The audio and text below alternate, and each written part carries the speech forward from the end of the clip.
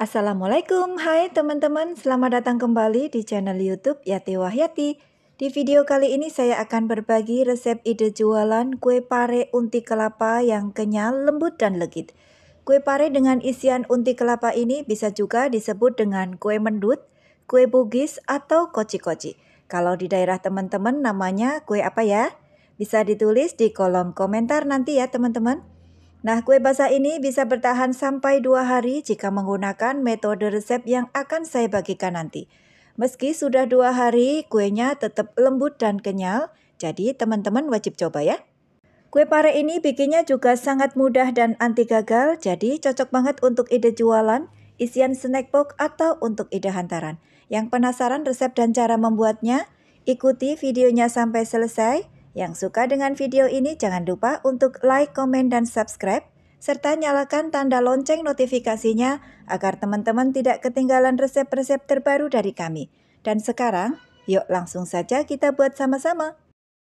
Oke teman-teman, langkah pertama kita akan buat isian unti kelapanya terlebih dahulu. Siapkan pan, masukkan 300 gram gula merah, atau bisa juga pakai gula aren ya. Dan ini sudah saya iris tipis-tipis agar lebih mudah meleleh. 250 ml air, kemudian masak gulanya sampai larut dan mendidih. Nah, kalau sudah mendidih, matikan kompornya dan larutan gula ini akan kita saring ya. Siapkan wajan teflon yang lebih besar, kemudian tuang larutan gulanya sambil disaring agar gulanya benar-benar bersih. Selanjutnya, masukkan 1 lembar daun pandan, tambahkan 2 sendok makan gula pasir, setengah sendok teh garam, 1 butir kelapa parut ukuran sedang. Saya memakai kelapa parut yang setengah tua agar teksturnya lebih lembut. Kemudian aduk-aduk dan masak unti kelapanya sampai menyusut dan kering. Masak dengan api cenderung agak kecil sambil diaduk-aduk terus agar unti kelapanya tidak gosong. Nah, setelah unti kelapa sudah kering, bagian atasnya terlihat kering dan sudah mulai kalis seperti ini sudah cukup ya. Matikan kompornya dan ini akan kita pindahkan ke mangkok. Nah, ini kita sisihkan dahulu ya. Langkah berikutnya, kukus 200 gram kentang kurang lebih selama 15 menit, kemudian haluskan. Di sini saya haluskan dengan ulekan yang dibungkus plastik. Kalau teman-teman ada chopper, teman-teman boleh gunakan choppernya agar lebih cepat lembut dan halus. Nah, setelah halus dan lembut seperti ini, kita sisihkan dahulu ya. Oke, tahap selanjutnya kita buat kulit parenya. Kita akan masak santannya terlebih dahulu. Siapkan pan, masukkan 550 ml santan kelapa murni. Santan ini saya peroleh dari setengah butir kelapa atau ukuran 200 gram kelapa parut. 1 ikat daun pandan, setengah sendok teh garam, 2 sendok makan gula pasir. Kemudian masak santannya dengan api sedang sambil terus diaduk-aduk agar tidak pecah santan.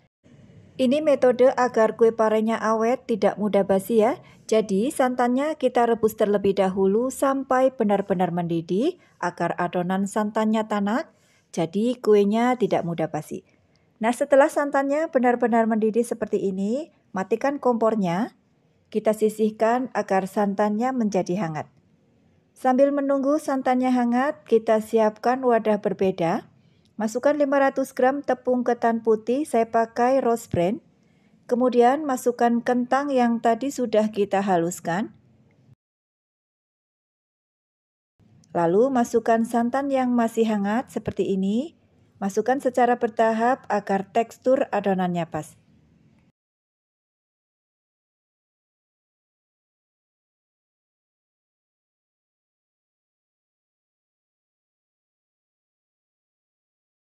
Nah, seperti ini, dan agar lebih mudah di sini akan aku uleni dengan tangan bersih ya. Nah, teman-teman, untuk takaran 550 ml santan, di sini sudah pas banget menurut saya ya. Tapi kalau masih kurang lembek, teman-teman bisa tambahkan air hangat sampai adonannya pas. Nah, setelah adonannya sudah pas, bisa dipulun seperti ini sudah cukup.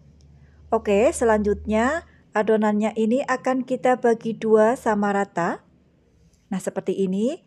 Selanjutnya, masing-masing bagian akan kita beri secukupnya pasta pandan. Dan untuk mangkok satunya, aku beri secukupnya pewarna makanan warna hijau muda. Nah, seperti ini hasilnya. Selanjutnya, siapkan unti kelapa. Nah, di sini sudah aku bulat-bulatkan seperti ini. Untuk satu bulatan kurang lebih sekitar 8 gram. Kita ambil adonan kulitnya, sebelumnya akan kita timbang terlebih dahulu agar nanti ukurannya sama rata. Untuk satu kue kurang lebih sekitar 30–31 gram. Kita bulat-bulatkan terlebih dahulu dengan kedua telapak tangan, lalu agak dipipihkan. Nah, seperti ini. Kemudian beri isian unti kelapanya, lalu tutup rapat-rapatkan agar isiannya tidak bocor. Dan bulat-bulatkan seperti ini. Nah, bentuknya agak memanjang seperti ini ya. Dan untuk adonan yang teksturnya pas saat dibentuk seperti ini tidak pecah ya. Selanjutnya beri motif dengan lidi tusuk sate. Kita beri motif membentuk sebuah pare mini ya. Nah, seperti ini. Lalu ujungnya kita rapikan seperti di video ya. Nah, seperti ini hasilnya. Kemudian sisihkan. Jangan lupa untuk alasnya, ini juga harus diolesi minyak ya, agar kuenya tidak lengket. Nah, lakukan hal yang sama sampai adonannya habis.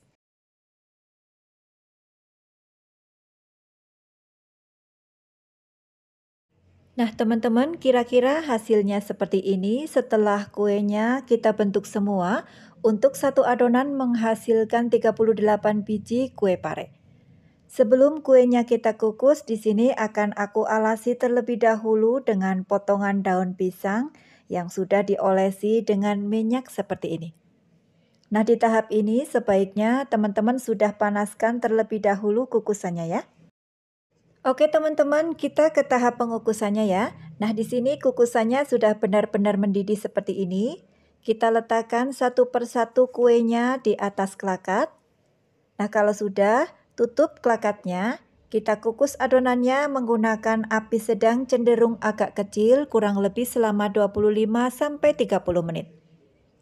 Nah, di saat 3 menit pertama kita kukus, kita buka tutup kukusannya selama 25 detik atau sampai uap panasnya menghilang.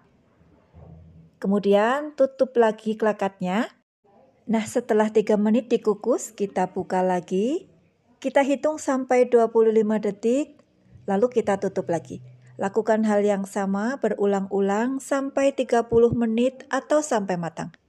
Tujuan kita buka tutup kukusannya adalah agar kue pare kita tetap langsing atau tidak melebar saat dikukus. Nah teman-teman, ini setelah total 30 menit adonannya kita kukus dan ini sudah benar-benar matang dan hasilnya cantik ya teman-teman. Kuenya tidak melebar ya. Nah, sambil menunggu kuenya hangat, kita akan olesi dengan minyak tipis-tipis agar kuenya tetap lembab dan lembut.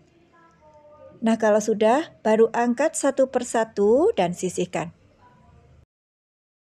Nah, setelah kuenya dingin, untuk ide jualan kita alasi terlebih dahulu dengan potongan daun pisang seperti ini. Lalu kemas dengan plastik OPP ukuran 6x15 cm seperti ini. Lalu tambahkan stiker thank you di atasnya. Nah, hasilnya lebih cantik ya. Nah, teman-teman, akhirnya resep kue pare viral kita hari ini telah selesai. Bagaimana? Resepnya mudah ya. Hasilnya cantik, kuenya lembut dan kenyal, dan unti kelapanya juga lembut dan manis. Kue ini bisa bertahan 2 hari di suhu ruang. Kuenya tetap lembut dan enak banget. Nah, teman-teman, terima kasih sudah melihat videonya sampai selesai. Semoga resepnya bermanfaat ya. Yang suka dengan video ini jangan lupa untuk like, komen, dan subscribe ya. Mohon maaf bila ada salah-salah kata. Wassalamualaikum warahmatullahi wabarakatuh. Dadah. Assalamualaikum, hai teman-teman. Selamat datang kembali di channel YouTube Yati Wahyati. Di video kali ini saya sedang membuat jajanan untuk ide jualan yang bikinnya sangat mudah. Tanpa mixer, tanpa oven, hanya menggunakan 2 butir telur saja Dan ini cuma diaduk-aduk aja, hasilnya cantik, kuenya enak banget, garing, lembut dan legit dengan isian yang lumer dan coklat. Anak-anak dan dewasa pasti semua suka. Kue ini cocok banget untuk ide jualan, isian snack box, dan bisa banget dititipin di kantin sekolah, insya Allah laris manis. Yang penasaran resep dan cara membuatnya? Ikuti videonya sampai selesai. Yang suka dengan video ini, jangan lupa untuk like, komen, dan subscribe ya. Dan nyalakan tanda lonceng notifikasinya agar teman-teman tidak ketinggalan resep-resep terbaru dari kami. Dan sekarang, yuk langsung saja kita buat sama-sama. Oke teman-teman, langkah pertama siapkan teflon, masukkan 250 ml air, 50 gram gula pasir atau setara dengan 3 sendok makan gula pasir, seperempat sendok teh garam, setengah sendok teh vanili cair, atau teman-teman bisa juga gunakan vanili bubuk ya, 50 gram margarin atau setara dengan 3 sendok makan margarin. Kemudian masak dengan menggunakan api sedang cenderung kecil sambil diaduk-aduk. Nah setelah margarinnya meleleh seperti ini tidak usah menunggu mendidih ya, asal sudah meleleh saja. Kemudian masukkan 200 gram tepung terigu protein sedang, saya gunakan segitiga biru. Aduk-aduk agar tercampur merata, tetap masak dengan api cenderung kecil ya, agar tidak gosong. Terus diaduk-aduk seperti ini sampai adonannya lembut dan kalis. Nah setelah kalis seperti ini sudah cukup, angkat dan sisihkan. Nah di sini aku uleni lagi adonannya agar adonannya tidak kering ya. Kemudian pindahkan ke wadah yang berbeda sambil dipinggir-pinggirkan seperti ini agar adonannya lebih cepat menghangat. Dan ini kita sisihkan sebentar agar uap panasnya sedikit menghilang. Nah teman-teman, ini adonannya sudah hangat ya. Kita aduk lagi sebentar. Kemudian masukkan 2 butir telur, masukkan secara bertahap satu persatu dahulu. Kemudian uleni dengan spatula seperti ini. Masukkan sisa telurnya, aduk-aduk dan uleni kembali adonannya seperti di video ya.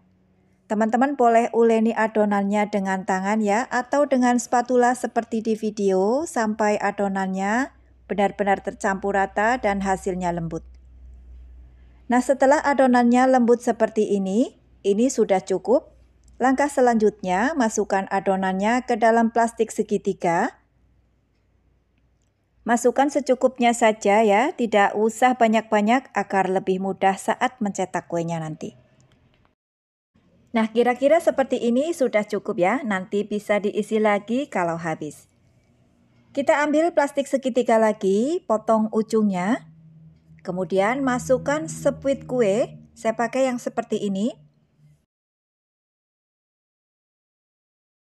Kemudian potong juga ujung plastik segitiga yang berisi adonan kue.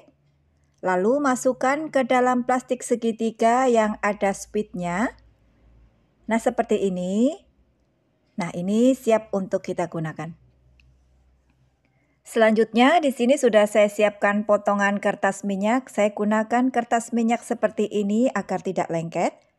Kemudian semprotkan adonannya. Langkah-langkahnya seperti di video ya.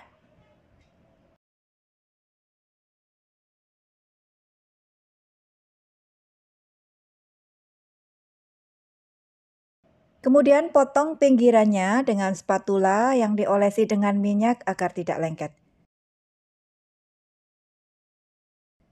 Nah seperti ini, bisa ya teman-teman? Dan lakukan sampai semuanya selesai.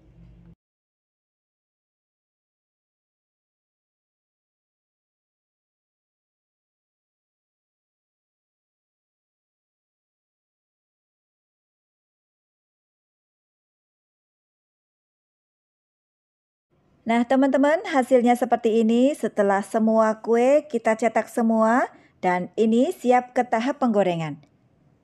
Setelah minyaknya benar-benar panas, masukkan satu persatu kuenya. Goreng dengan api cenderung kecil. Sesekali boleh dibalik kuenya agar tidak gosong ya.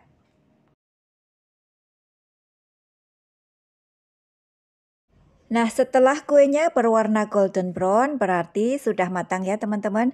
Angkat dan tiriskan, dan lanjut goreng sisa kuenya sampai selesai. Nah, ini kuenya sudah selesai kita goreng semua. Di sini aku buat 2 resep agar hasilnya lebih banyak. Kemudian ambil satu kuenya, kita beri lubang di pinggir kue dengan sumpit seperti di video. Selanjutnya isi dengan coklat glaze secukupnya. Nah, seperti ini. Untuk isiannya sesuai selera teman-teman ya, bisa rasa coklat, tiramisu, atau stroberi. Oke teman-teman, roti goreng isi coklat sudah selesai ya. Ini insya Allah enak banget. Kita cicipi sama-sama ya. Bismillahirrahmanirrahim. Masya Allah, ini rasanya enak banget. Garing, lembut, dan lumer di mulut. Teman-teman wajib coba ya. Kemudian kita coba yang tanpa isian ya. Hasil rotinya empuk, bolong di tengah, dan garing banget teman-teman. Untuk ide jualan, teman-teman bisa kemas dengan mika plastik yang seperti ini. Ini ukuran 6x6 cm. Kemudian beri stiker thank you untuk menambah nilai jual. Nah, hasilnya lebih menarik ya. Nah, teman-teman, akhirnya resep kita hari ini sudah selesai. Bagaimana? Resepnya mudah ya. Bahan-bahannya simple, cuma pakai 2 telur dan tepung. Ini recommended banget untuk ide jualan. Terima kasih sudah melihat videonya sampai selesai. Selamat mencoba ya. Mohon maaf bila ada salah-salah kata. Wassalamualaikum warahmatullahi wabarakatuh. Dadah.